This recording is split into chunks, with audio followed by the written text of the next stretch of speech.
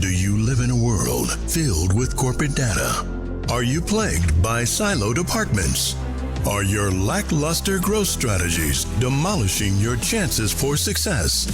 Are you held captive by the evil menace, Lord Lack? Lack of time, lack of strategy, and lack of the most important and powerful tool in your superhero tool belt, knowledge. Never fear, Hubheroes. Get ready to don your cape and mask, move into action, and become the Hub Hero your organization needs. Tune in each week to join the League of Extraordinary Inbound Heroes as we help you educate, empower, and execute. Hubheroes, it's time to unite and activate your powers. Before we begin, we need to disclose that both Devin and Max are currently employed by HubSpot at the time of this episode's recording. This podcast is in no way affiliated with or produced by HubSpot, and the thoughts and opinions expressed by Devin and Max during the show are that of their own and in no way represent those of their employer. Welcome back to the Hubheroes podcast. I am Liz Murphy. I am a content strategist and also our official Hubheroes Nerd Wrangler. Joined as always, though, just by George B. Thomas. Yeah. Notice you had to say Nerd Wrangler, not like nerds with an S, because I swear the entire country is battling sickness of some type of flu or cold or COVID or bloated toe or what people bloated are like toe? I don't know. That's not a real thing, but like people are just sick. And so it's you and me. We're going to create some content goodness about content, which gets meta real quick. But first of all, Max, Devin, we miss you.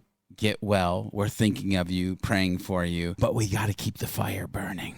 I know. I'm going to miss Max just walking around in the background of our recordings, picking up Nerf guns, hammers, looking very menacing in the background of every single episode. Wearing goggles. Or seeing what new throne Devin is sitting in while he just spits straight fire while sounding like a Barry White record. Like, I am going to miss that a lot. How many chairs does a guy own, by the way? I'm like, dude, I got to up my chair game, obviously. We will likely bring one of our other Hub Hero community members in here soon. His name is Franco Valentino. He is an SEO god. But do you know what he also has in his house? That man is so picky about his desk chairs that he literally has like a desk chair graveyard of chairs. He is just, I do not like you. I cast you aside. It's like in this one room in his house. It's amazing. I mean, it's something vitally important to think about. Imagine the amount of hours. Now I stand. I have a little stool if I want to sit down for a little bit because I need a break. But for most normal humans, if you're sitting at a desk, imagine the amount of time you spend at that desk and the fact that you would even fathom or allow yourself to be uncomfortable for a small percentage of the time that you're doing that work is unimaginable to me. I hate it. I have a great desk chair right now in that it's terrible and that I will burn it as soon as I can. But to your point about the sickness, I do have to point something out before we get into my favorite subject, creating content about content. So my poor husband, Patrick, I have to admit, and I'm sorry, George, I don't know if you're one of these men or you're not one of these men. Oh my God, you are the worst when you get sick. You are the worst. You will be like, oh no. My whole life, my whole body, it's 1 degree off. I can't cope. Liz, help me. I am sick. I have the consumption. So I'll admit for the first few days that he was sick, I'm like, oh, he's man sick. This is not. Just blow your nose, take some Mucinex, and go to sleep. But that man, I felt so guilty because 3 days into it, I finally went, oh, you're really sick? And he looked at me with dagger eyes. I'm like, I knew that, and I love you so much. No, I'm definitely one of those guys that, I'm a wimp. When I get sick, it's over. Yeah, it's just, I don't do well with being sick. Rub some dirt on it. Get over it. Jesus. Walk it off. Loser. Just kidding. And on that note, are we ready to talk about one of my favorite questions in the whole world? I am, because it is one of my favorite questions, things to do, things to teach. So I'm ready to dig in. Yeah. In fact, if you are listening to this episode, I definitely want you to listen all the way through to the end, because George and I have a very, very, very, very, very big announcement for anybody who is creating content, thinks that content is going to be a major player or needs to be a major player in how you drive growth and revenue for your business in 2023. You definitely want to listen to this full episode, and you definitely want to stick around for the big reveal later today. I am so excited. But first, let's talk about what we're talking about today. We're talking about one of my favorite questions. What is content strategy? And there's a reason why I love this question, because it's so deceptive, right? It's like asking somebody, what makes you happy? And on the surface, it's like, this should be easy. What makes me happy? Cheese, lots of it. What makes me happy? Young Robert Redford. What makes me happy? Naps. Like, those are the types of things where it's like, it feels like it should be obvious. And you're like, no. What really makes you happy? Yeah, and then peanut butter and pickle sandwiches. That's what makes me happy. I'm just... Okay. I knew that would stop you in your tracks, by the way. I agree. No, but think about it. When you think about what actually makes you happy, no. Move beyond the pickles and the peanut butter and the young Robert Redford movies and say, no, what really makes you happy? You start having this like deep existential crisis, like, I don't know. And you have to think about feelings. And what is content strategy is the exact same thing. And can I go on a little bit of a rant here for a second, George? Yeah, go on a rant. I love rants. Here's what freaking kills me about the entire content marketing industrial complex. And as much as I love HubSpot, in some ways they perpetuate the problem. We have spent more than a decade telling people you need content. You need to make a content strategy. Somewhere, a giant wizard from the sky makes the content and the content strategy. Here's how you amplify the content. Here's how you put it in an email. Here's how you nurture people. By the way, did you know you need content? How do I make it? What does it look like? You just need it. Move along. Now, to be clear, that is ham-fisted. And I've seen some movement in HubSpot Academy specifically, where they're starting to talk about more about how the content strategy and content sausage gets made. But let's be honest here, guys. We have spent more than 10 years praising and preaching the gospel of content, and most people don't know what a content strategy is or what it looks like. Even when they think they know, I don't think they really know. Here's what's funny, because Liz, I agree with everything you said and the whole like the wizard from the sky, and like people are confused around this. But here's what's funny is,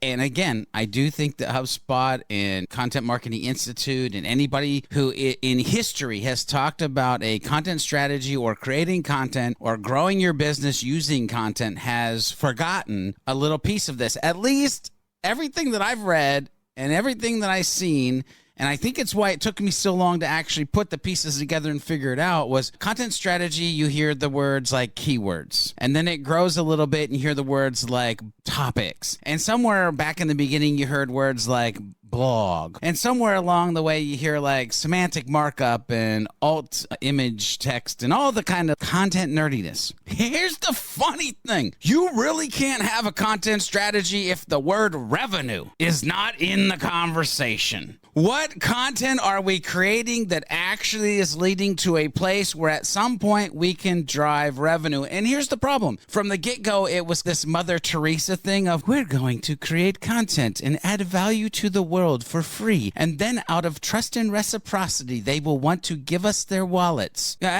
Okay, yeah, sure, sort of, maybe. But when you're sitting down at your desk and you're like, we should write about this and create this, hopefully you've realized that it should point to this, which is sales and deals and revenue and actually being able to stay open. That has to be part of the strategy. Anyway, I know we'll probably dig into that, but holy crap, I just went on a little diatribe there. I'm sorry. I'm getting a little warm in here. Is it because George is on fire? It's a little passionate. I completely agree. And so before we dig into these topics more deeply, I want to level set on who we're talking to. And by the way, that's all of you jokers out there. If you're a business owner or a business leader sitting there going, I'm just probably going to turn this off, but I'm going to forward this on to my content marketer.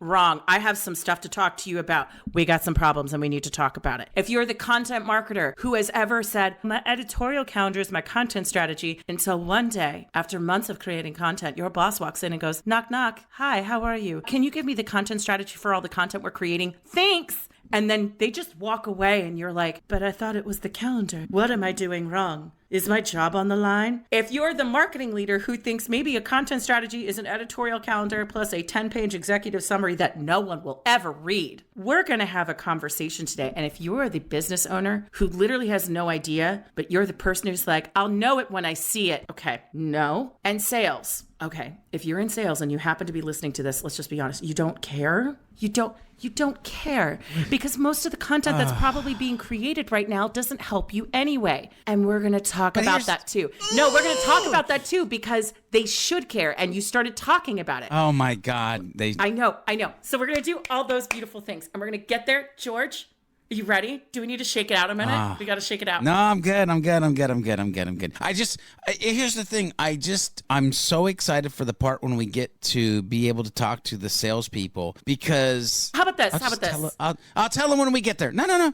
Make them hang around for a minute. No, I want you to tell them why they should hang around. Give me in one sentence why they have to listen to this episode. Content is the most important thing that you're forgetting to use. Boom. But George, question. What if you're like me? Because I told this story in the Content Marketing ROI episode. And if you didn't listen to that, you need to go back and listen to it. When I took over as the head content strategist and then I became the editor-in-chief at Impact, Impact is an inbound marketing or HubSpot partner agency. But I was the head of our content for the agency. I wasn't doing it on behalf of our clients. And so when I sat down with our sales team, Nick Sal, former HubSpotter, then he worked with me at Impact. He said, I asked the whole sales team, hey, how much of this content is useful to you? And they were trying to be nice because we're friends and we talk. And then finally they're like, oh, quite a bit, at least 1% to 2%. And I about fell out of my chair. I'm like, great. 1% to 2% is helpful in sales. 1% to 2% is helpful in sales. And I just about fell to the floor with disappointment and oh God, we have a lot of work to do. So my follow-up question to you is, what if that sales rep is going, well, none of the content is helpful that they're creating? Why do they still need to stick around? They need to stick around because they need to figure out that actually they should be the one creating it. Here's the thing. You know your customer. You know your questions. You know the things that would help you better than anybody. So the fact that we as grown-ass adults are complaining that marketing isn't creating the content we need, yet we're not actually spending the time to create the content to actually speed up the sales process and streamline our day is shameful. Max and Devin leave us unattended, and we just sit here and spit fire all day. We're in trouble. We're in trouble. And to you content marketers who are sitting there going, oh my God, what? That's right. If you're not talking to sales, we're going to get to that later. Let's start with my first favorite question. See, and you said it, right? Part of it. It's definitely not a calendar. Sure, a calendar is a tool. That's a tool for what you might lay out to visually display the strategy that you've actually created. Your content strategy isn't your blog, by the way. That's not your strategy. The blog is the tool. Heck, the strategy isn't even actually the individual page, the article, the one thing that you think that if I write this, we're going viral because it's a massive amount of value. No, that's not the strategy. HubSpot it's not your content strategy. Sure, it has social tools. Sure, it has dashboards and reporting, but it's not your strategy. By the way, you yourself are probably not, even though you've been hired to be the content strategist, the strategy. It's not call to actions that you have at the bottom of your blog, hopefully. It's not the forms that people convert on major pages. It's not the story that you tell. None of these things are your content strategy. However, when you start to combine them, we're not talking about what a content strategy is. We're talking about what it's not. And so it's none of those things. Now, Liz, I'm curious. When you have this conversation with a lot of people who create content and you hear certain things, do you go, poosh, that, my friend, is not a content strategy? So we're going to get to this a little bit later. I believe that your calendar can be your strategy. It can be your strategic document. It can be your home base.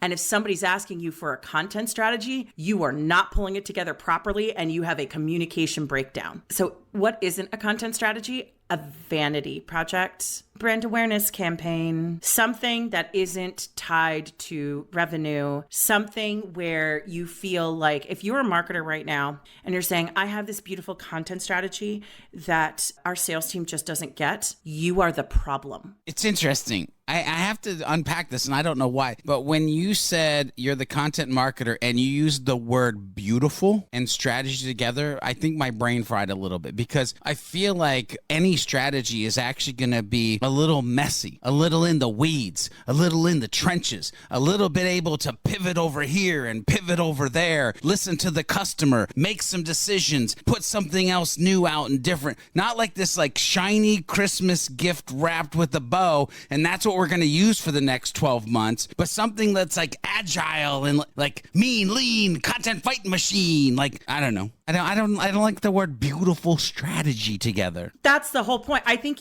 because that's why what it isn't. And we're now going to start being able to unpack what it is. Because here's the thing. You're absolutely right. And the reason why people create these beautiful, pristine things is because they think, I have made my content strategy for the year. No, the most successful content strategies I've ever built, and I built them on behalf of other companies in every conceivable industry you can imagine. I have built them for impact, and we were publishing between 5 and 8 new pieces of content a week. I've done it for companies who were publishing once a month, and the best cadence is around 90 days. I do believe, however, you can build flex into it, because what I will say is there is a fine line, George, between let's always shoot from the hip. I want to be able to come to you and say, I want these 3 blogs, because it can completely derail the strategic things that you need to accomplish with your content. But one of the things I used to do, just to throw a super tactical tip out right at the top, is in every one of my 90-day strategies, every single month, I had 3 to 5 flex spots for leadership. Now, to be fair, again, this was at the company where we were publishing between 5 and 8 new pieces of content a week. So you have to figure out what that number is for yourself, but you should always have a little bit of flex space, a little bit of agility. And also when the world catches on fire, like for example, I was running our publishing division at Impact when COVID hit, and I had to take a 90-day strategy and throw everything out the window and come up with a completely new one from scratch. So you're always going to have that kind of stuff, but you're right. The beautiful thing, when people are like, I have made this beautiful treasure, do not touch it, leave it. No, it should be messy. It's a document that should be showing you not only what you're doing, but your roadmap. It's what you're keeping updated. It's the home base for everything that people can find. Now, let's start talking about what a content strategy is. And I know one of the places we're going to go is that what qualifies as a great content strategy, especially from the SEO content strategy perspective, has wildly changed structurally. But I believe we can have this conversation at a higher level before we start getting into the weeds of, remember those beautiful just spreadsheets of keywords for days? And now we have like topic clusters and pillars and everything that people keep screwing up, and just more nerdy words. More nerdy words that people don't understand. We're going to get there. Yeah. But that's why I want to talk high level without getting into the weeds, George. Yeah. What is a content strategy? Yeah, here's the thing. So a content strategy is a roadmap for you to follow in a place that you are trying to get your company to go. And what I mean by that, and one of the questions that I love to ask people when I am helping them with this topic is, what do you want to be known for? What are the 3 to 4 things? Arbitrary number, listeners. It could be 5 to 7. I don't know your business that well. But the way I teach it is, what are the 3 to 4 things that you want to be known for? I can tell you equivocally that, Liz, most people, when I ask that question, there is at least 60 to 90 seconds of silence, because they don't know how to answer the question of what they want to be known for. They have gone so fast into, it's this keyword or that keyword, or it's this product or it's that service. No, what do you want to be known for? When somebody sits at their desk and they start to type into Google's little box and you want to be on the first page of results, what are those 3 or 4 large things you want to be known for? Because when you know that, you can start to create what I'll call a macro strategy that actually has probably some micro strategies inside of it. Some swim lanes, if you will, to the actual place you're trying to get. So I'll just start there, very high level. And again, an action item that you as a listener can take away. If I asked you right now, you're sitting in a Zoom meeting with George B. Thomas, and I go, what are the 3 to 4 things that you want to be known for? If you can't answer that immediately, figure it out, write it down, but then take what you write down and look at what you thought was your maybe content strategy like 6 seconds ago, and how you're going to move forward. It's going to dramatically change with the rest of this podcast. I agree with that. And this isn't an and that's really I love a when but. you yes and me. No, by the I'm way. not yes anding you, because this is. Oh, you're not? No, this is. You know what I hate? Yes and has become so ubiquitous that I'm like, just say but. Just say but. Yeah. Just say it. Just but. I like big butts in it. Yeah. Anyway, yeah, not why we're here. Not why we're here. No, this is a genuine and. When you're thinking about the 3 to 4 things, because this really leads into what I believe a content strategy is, which is parallel to what you're talking about. And we're talking about 2 sides of the same coin. When you think about, I like that saying. When we think about a content strategy, what you are doing is you're establishing your authority as the number 1 teacher about the thing it is that you do or sell. Which means if you, the marketer, are not really keyed in with your leadership and your sales team, or just quite frankly, your product or service catalog, and you are saying, I want to be known for this, and it is absolutely freaking nothing to do with what you do or sell, you are playing in the wrong ballpark, my friends, because a content strategy, like I said, isn't a vanity project. It isn't brand awareness. I always hate when people are like, Liz, we can use content for brand awareness. Sure, but why are you making them aware? Because you want to go to brunch so they become friends with you? No. So they eventually buy from you or they recommend you to friends. You hold on, George. I see you doing your little, I know. So when I say that, what I mean is a content strategy is a mechanism by which you move your business forward, by which you hit your business objectives. So a content strategy, the reason why you never built out an annual strategy, the reason why you build it out on a quarterly basis, and we'll talk about the tactics I use to pull it together later, is that you should be evaluating what your business objectives are on a quarterly basis. Start by knowing what are the 3 to 4 things you want to be known for. And that's not just to bring structure and clarity and cohesion and focus to your strategy. Google from a search perspective, because of the way they've updated their algorithm to include machine learning and to include AI tools like RankBrain, is they are now looking at websites and not just saying, oh, great, you do that keyword, you do that keyword. It now tries to crawl you and understand at a high level, what are the 1 or 2 things that you're really about? In fact, I think it's only 1. So like if you're an inbound marketing agency, you may be sitting there like, we want to talk about video marketing. We want to talk about this marketing, that. And I'm like, no, you're inbound marketing. And then under that, it's business websites, video marketing. Depending on what your core competencies are, you may be very selective about the things that you want to be into. But the reason why I bring it back to what you do or sell, and I'm going to use the agency example as a very specific reason. Now, marketing agencies, you can look at them and say, oh, they're all doing and selling the same thing. In fact, a lot of them don't. Some of them have core competencies in PPC and social advertising. Some of them have core competencies in organic social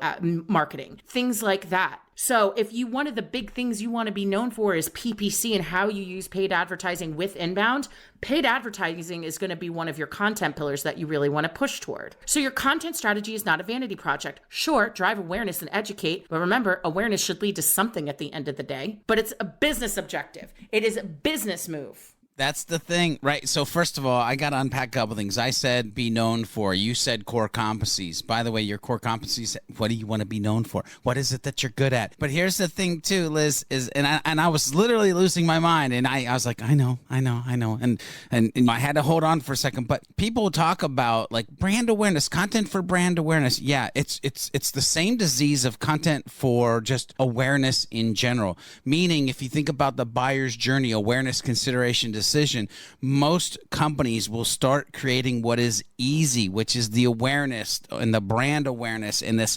surface level facade stuff. And it drives me crazy because it's like, what are you doing? You're inviting me to an empty room. There's nothing here. Like, I saw the party flyer, but there's no DJ. I saw the party flyer, but there's no crowd. I saw the party flyer, but there isn't even a freaking bar where I can get like a Jack and Coke. Like, why did you not build the actual baseline decision and the actual, like, I need to be able to think about considering if this is actually even a good party? Oh, so I was losing my mind.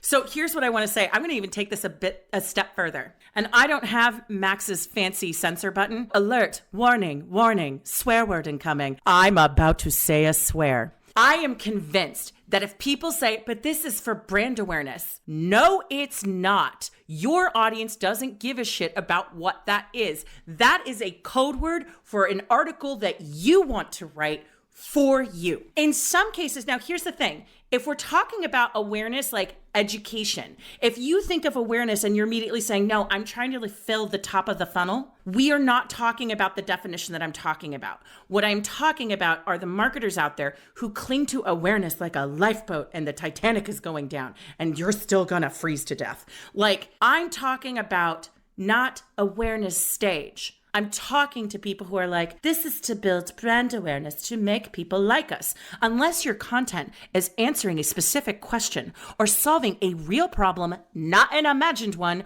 for your ideal buyers, what are you doing? Oh, and just drop the mic. Just drop the mic. That's the end of the episode. No, I'm just kidding. All right. I mean, it's not really, because we have to talk about some technical stuff. But amazingly, we've used up a decent amount of time so far, like talking about this content for content. It's amazing. I'm like, oh my gosh, we better get after it. Oh no, are you ready to get after it? Because that is actually my next question. Because I think I love getting after it. The reason why we had to have that conversation with you guys is because we could teach you all the technical stuff we're about to talk about, but it will absolutely do nothing for you if you do not understand at a high level. A content strategy is meant to move your business forward. Your sales team shouldn't hate it. You can actually have an editorial calendar that makes it clear where in the funnel every piece of content lives. And if somebody's asking you for a content strategy, that means you didn't do your job pulling a content strategy together. The tactics and the technology won't work. But George, next question. 10 years ago and today, what we just talked about was actually the same. That's what content strategies are supposed to do. But how you do it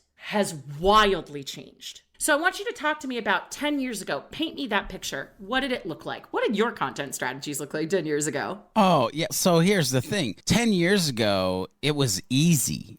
And a content strategy was the fact that you picked up a blog tool, because as you said in a previous episode, that was a BFD. The fact that you could have a blog tool, you could have a voice, you could put it out to the world. And so strategy was understanding Google keywords, because back a decade ago, you could see the keywords and you knew, okay, these are the things that I'm talking about that people like. These are the things that I'm talking about that people aren't interested in. Let me talk more about these things that are actually of interest to the people who happen to be reading this thing that is called a blog, that we had to then educate people on. Hey, it's educational articles. I hate the name blog, by the way, but really, let me set up a website. Let me on that have a place where I can create educational articles. Let me pay attention to the keywords that Google feels and humans feel are the things that I should do. And rinse and repeat because, and by the way, most of this was textual at that point because video hadn't really come on the scene. Podcasting was there, but it was like for nerds. It hadn't become mainstream yet. So we're literally talking about technical keywords, writing, blog, maybe some kind of image or two inside of there. Like that's a decade ago. You crazy. And that was content strategy. You crazy.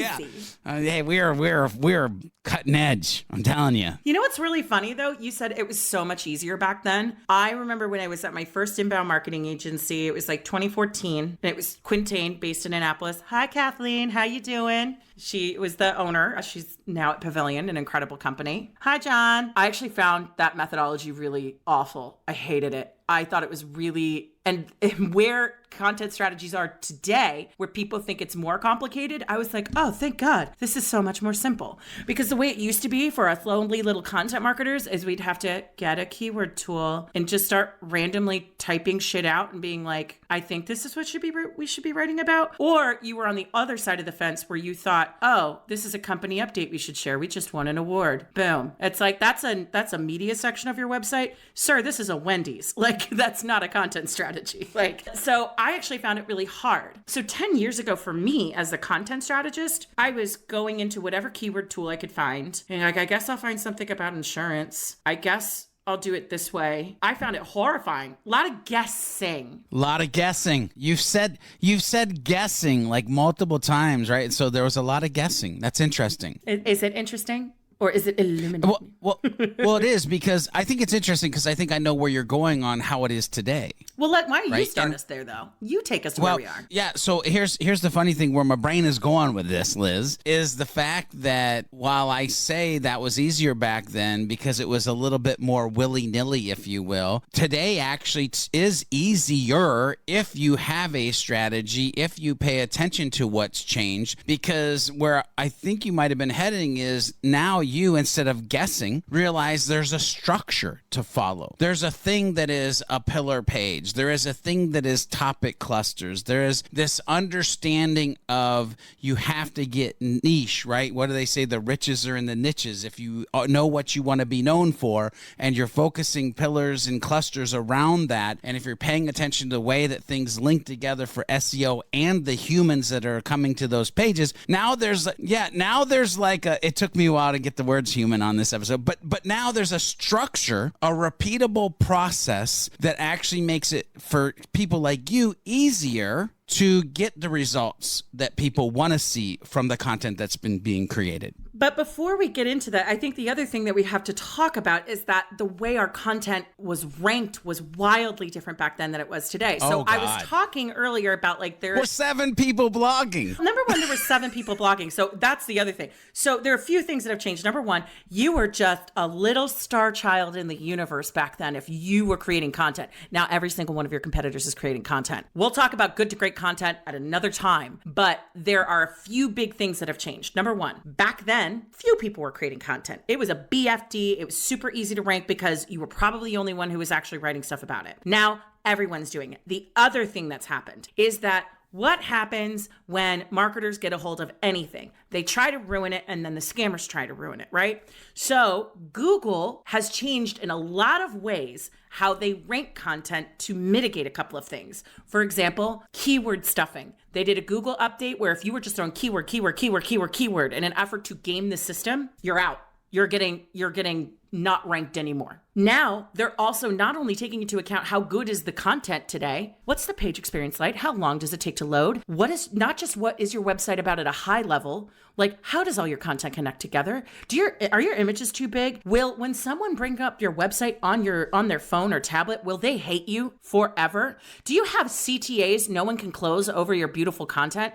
Sorry, ranking, bye-bye. So I think the thing that we have to keep in mind is that we have the human side of it, right? We have more humans creating content now than ever before. It is not a niche or big deal to be the person who's doing content marketing. Everybody's freaking doing it. So your content has to be good. You can't just be like, how much does it cost? $20. Now go schedule a demo. Like, that's not going to work anymore. Then the technical side of it is how the robots, our Google overlords, have wildly changed how they rank content so they can serve up more relevant results faster from websites with not shitty user experiences to their visitors, to the people who are actually searching. So that's where we're at. That's where we're at today. I love that you brought up page experience, and I don't want to go too nerdy into this, but if you're a content marketer, an owner, a marketer, somebody who's trying to figure out a content strategy, and you haven't paid attention to Google Analytics 4 and the way that Google Analytics 4 is actually measuring the page different than what Universal Analytics was doing, because bounce rate, by the way, is not in 4. It's something totally different. They don't even match up. I might be blowing your mind right now if you're listening to this, but I'm telling you, as somebody who gives 2 squats about what Google and other search engines are doing, look at the analytics side of it to reverse engineer what that page from a technical standpoint has to do. Anyway, I don't want to get too deep in that nerdy part of it, but an action item, if you have not yet checked out Google Analytics 4, you need to, because time is running out. Universal Analytics is going away. Anyway, totally different episode. Yeah, we got to talk about that. I just made a note that we're going to do a whole episode about that. So if you're like, oh God, not today. It's almost Christmas. I just want to go and take a nap. We're going to get to it. I promise. So one of the big things that has changed is this idea that you think about our content strategies in the way they used to look, right? Just random keywords that you went out and used a tool and I think this is what we're supposed to be writing about. And now you're starting to hear words like topic clusters and pillar pages. Now I would pretend like most of you listening to this haven't heard these terms before, but in all likelihood, you've probably heard them tossed around even though you may not understand what they are. George, I'm going to turn it over to you here in a second to really succinctly say, this is what a topic cluster is and this is what a pillar page is. But I want to take a step back further and just say at a high level, the problem that topic clusters and pillar pages solve for is that instead of just creating these arbitrary waterfalls of blog posts that you're putting out there, what it does is it brings peace, serenity, organization to your website. Your content is literally clustered by topic. It makes you more purposeful in what you choose because those topic clusters should be based around the thing that you want to be known for, which should be related to something that you do or you sell. And so all of a sudden, you are creating content with purpose. It is an architecture that promotes clarity and purposeful content, not just any blog article you feel like making. So, Liz, it's funny. I know that you want me to dive into what is a pillar page and what are topic clusters. And I don't mean to be any type of douchebag way when I say this, but I have videos for that. And we're going to... And we're going to put videos in the show notes of this episode. So you can, if you don't know, you can go watch and you can know, because I feel like the time is better spent telling a story of something I uncovered at Inbound 2022. And that is the fact that when I polled the audience, because the topic was about pillar pages, it was about topic clusters, it was about the content that you were creating. And what's funny is when I polled the audience, 80% to 85% of people raised their hands to the fact that they were making pillar pages or had created pillar pages for their website. However, only 20% to 25% of those people said that they were creating blog content on a weekly basis. I actually had to lean it out to a monthly basis to actually get about a 45% hand raise. They weren't creating podcasts, and they might have been creating 1 to 2 videos a month. Now, ladies and gentlemen, the problem here is when you go watch the videos on what is a pillar page and what are topic clusters, you cannot say like 80 to 85% of the room said, yes, we have pillar pages, if you don't have content to actually freaking support the pillar pages. And by the way, don't even get me started on if I asked if they had conversion points connected to the pillar pages, air quotes, that they said they had. So here's the thing, Liz, you hit the nail on the head earlier. You've heard the words tossed around. You think you maybe know what they are. You've even maybe tried to execute on some of those things, but it's not working because you don't understand exactly how they're supposed to work together, what the user experience is supposed to be, what Google and all the search engines truly are looking for, and what you need to bring to the party to make it all work. George, I just want you to describe how I'm looking right now. Like, first of all, for about half of that story, Liz has been crying, sad-faced, face in hands. I don't know if she'll be able to move forward after this podcast episode. Oh, I can move forward, because here's what I'm thinking. I have a suggestion for you. So I know everybody's about to disappear for the holidays, and I feel like us getting into the topic cluster and pillar page conversation, that is a thing all to itself. I would like to suggest that you and I dedicate a full episode, again, just you and me. Sorry, Max and Devin, you left us alone. Now you must suffer. That we drop day after Christmas as a little gift to really demystify what pillar pages and topic clusters really are. What do you think of that? Yeah. Okay. Oh, I love it. I do want to describe at a high level, though, something. And it's going to be something where it's like, if you answer yes to this question, you need to listen to that episode. If you are creating pillar pages and the term topic cluster is something you have some familiarity with, but you're like, I guess I'm not doing that. Oh boy, you have created a long piece of content for nothing, you beautiful flower. But let's bring this back. We're talking a lot today about what is a content strategy, right? And it sounds like what we're walking away from is what is a content strategy at a high level. And an evergreen way, the evergreen answer piece of this is that it is meant to establish you as an authority in the thing that you do or sell. It is a business objective, not a vanity project. It is something that your sales team should be involved in. Hallelujah. Tactically speaking, I'd even say there are certain things that are still evergreen, because I think it's really important. We made promises to business owners and salespeople and marketers that we would bring them all together around the table. Every 90 days, you should be talking to each other. Content marketer, you should be going to leadership or whomever it is that you report to and say, hey, what are the business objectives? What are the parts of the business that are really well fed, so we don't need to feed them too much? What are the parts that are underfed? Hey, sales, what are the 5 to 10 articles I could create for you right now that would help you make your discovery calls more effective and efficient, because it answers the most common questions that have almost always the exact same answers every single time. So you can send those in advance of your sales calls. What are the videos that you need? What are the pages where we really need a video to help to sell this harder? Like, what are the sales enablement pieces of content that you need? Do you want to know why, content marketer, that business owner came into you and asked you for your content strategy instead of looking at your calendar and seeing like, oh, it's this article that connects to this service and it has this CTA. Oh, it's this article that was requested by sales that this. It's because you didn't involve them in the process. You weren't collaborative in showing that your content strategy was a cross-functional initiative across your company. And you didn't involve anyone or make it clear in your editorial calendar. I had in my old content calendars, I actually had a column that says, what is the business case? Service, event, sales request. Yeah.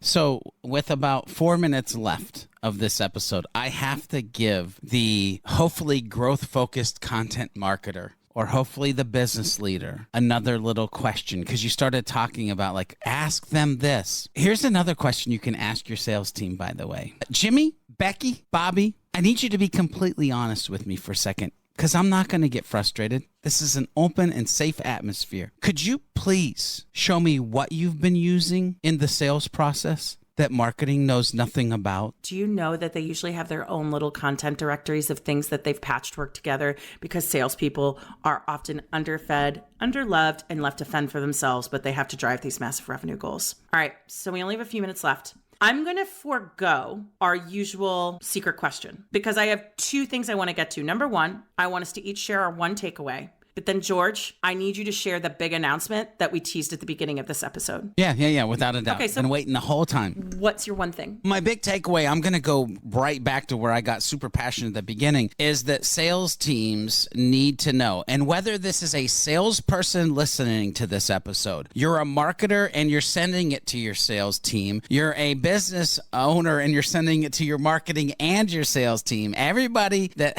somehow this has to drizzle down to sales, and sales needs to realize the biggest takeaway is content is the most powerful thing to streamline your sales process, to allow you to send less emails, to create you as more of a thought leader, to build you as a personal brand so that people go, they're the XYZ GOAT of whatever it is that you do, and it would make no sense to purchase from anybody but you. Content can do that.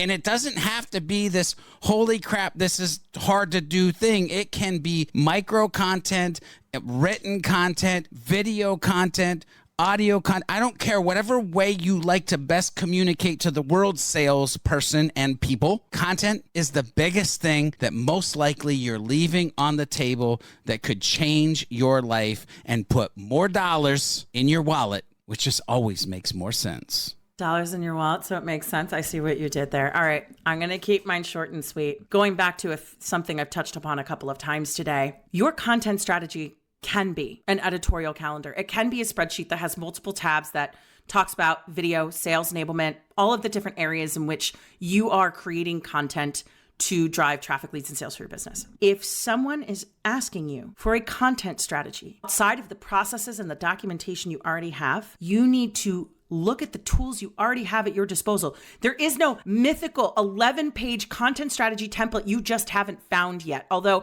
part of me now realizes I feel like I need to make a content strategy template. I just feel like I need to do it. But here's what I'm going to tell you. You don't need to go out and find something bigger and better to bootstrap onto your editorial document. You need to have a piece of documentation that when somebody looks at it like a business leader at a glance, they can say, yep, I understand the business case for why this exists. And it makes sense because I know you were either involved with sales or involved with me in determining what the priorities are of what we were talking about. Georgie, guess what?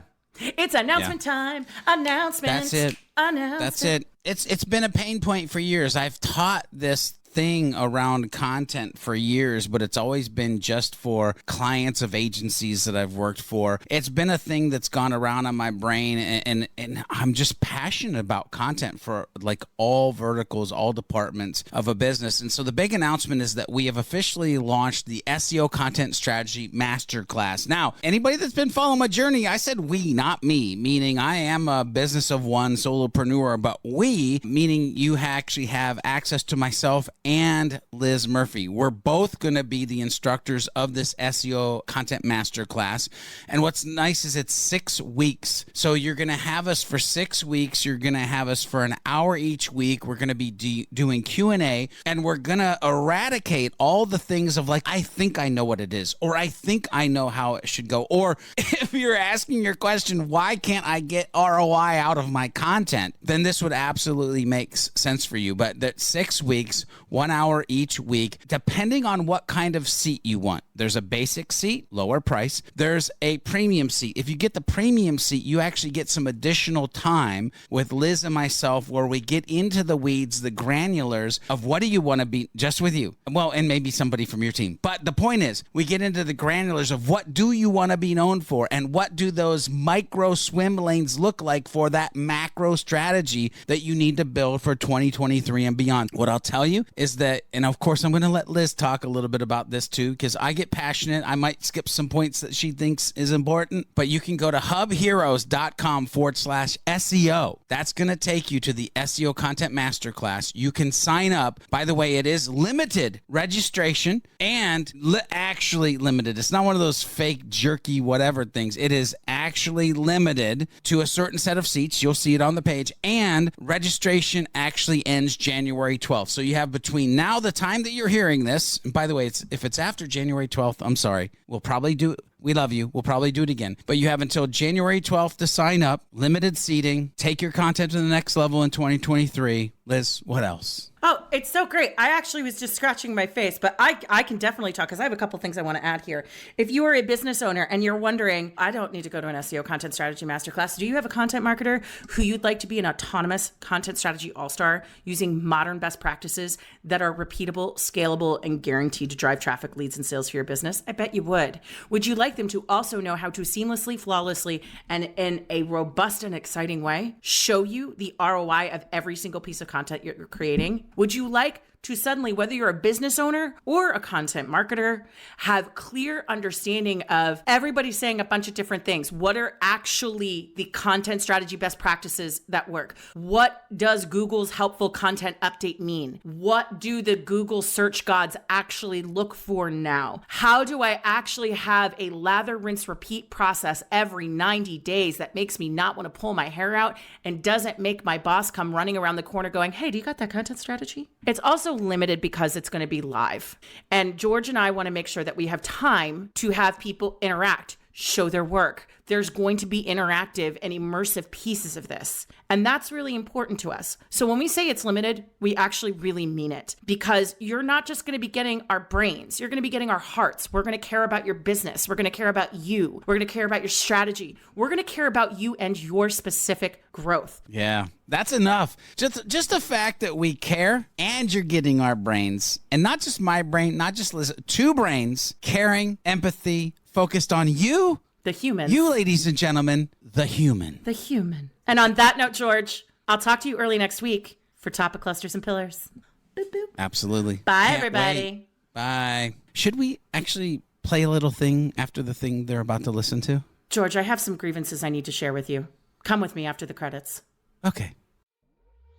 Okay, Hub Heroes, we've reached the end of another episode. Will Lord Lack continue to loom over the community, or will we be able to defeat him in the next episode of the Hub Heroes podcast? Make sure you tune in and find out in the next episode. Make sure you head over to thehubheroes.com to get the latest episodes and become part of the League of Heroes. FYI, if you're part of the League of Heroes, you'll get the show notes right in your inbox, and they come with some hidden power-up potential as well. Make sure you share this podcast with a friend, leave a review if you like what you're listening to, and use the hashtag HubHeroesPodcast on any of the socials, and let us know what strategy conversation you'd like to listen into next. Until next time, when we meet and combine our forces, remember to be a happy, helpful, humble human, and of course, always be looking for a way to be someone's hero.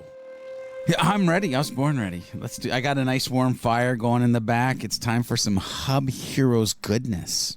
I love Hub Heroes goodness, especially chocolate flavored. Oh, yes. Chocolate. Anything chocolate flavored or peppermint flavored for me will work. I recently just got into peppermint. I was usually, so first of all, Starbucks, you're on blast. They have gotten rid of my eggnog latte, and I am just crushed. I know it's never coming back. They got rid of it for a year, brought it back a couple years ago, then they got rid of it again, and now it's gone. And now basically your options at Starbucks are things that taste like warm leftover cereal milk, cold leftover cereal milk, or my new boo thing, peppermint mochas. Oh, Yeah. Oh, yeah. But I also like white peppermint mochas. The white chocolate peppermint mocha, that's delicious. So it's basically filling the void in my heart. Yeah. But Starbucks, what are you doing? Yeah. See, and you can already tell this is like a holiday version of the Hub Heroes podcast because we're talking about peppermint and Starbucks and stuff. So I know. It's going to increase your ROI and leads and traffic and leads. yeah, Should we get ROI. started? That I wish I had like some quick punny thing about like that being my waist size or like my belt manufacturer or something based on the amount of Starbucks that I've drink or don't drink. Actually, I turned into a Dunkin guy a long time ago. Surprise. I'm so shocked. Nah, nobody's shocked. Okay.